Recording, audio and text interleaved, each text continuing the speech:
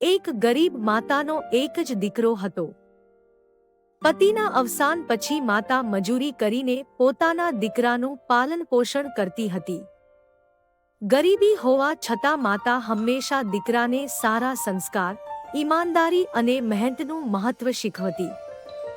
દીકરો પણ ખૂબ સમજદાર અને આજ્ઞાકારી હતો. તે શાળાએ જઈ અભ્યાસ કરતો અને ખાલી સમયમાં નાની મોટી નોકરી કરીને માતાને મદદ કરતો. ઘણા વખત ગરીબીના કારણે તેમને ભૂખ્યા રહેવું પડતું, પરંતુ દીકરો ક્યારેય હિંમત હારતો નહીં. તે હંમેશા માતાને કહેતો કે એક દિવસ તે મહેનત કરીને તેમની બધી મુશ્કેલીઓ દૂર કરશે. ગામના લોકો તેની મહેનત, સંસ્કાર અને વિનમ્ર સ્વભાવથી ખૂબ પ્રભાવિત હતા. સમય જતાં દીકરાએ અભ્યાસમાં સફળતા મેળવી અને સારી નોકરી મેળવી. તેણે પોતાની મહેનતથી માતા માટે નાનું સુંદર ઘર બનાવ્યું અને તેનું જીવન સુખમય બનાવ્યું.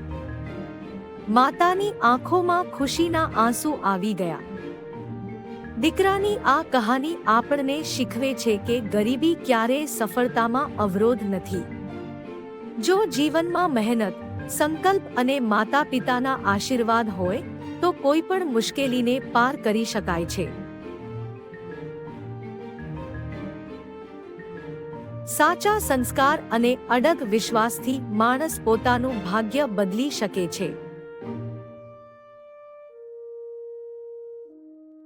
લાઈક કરજો, શેર કરજો, સબસ્ક્રાઇબ કરજો અને કોમેન્ટ કરજો.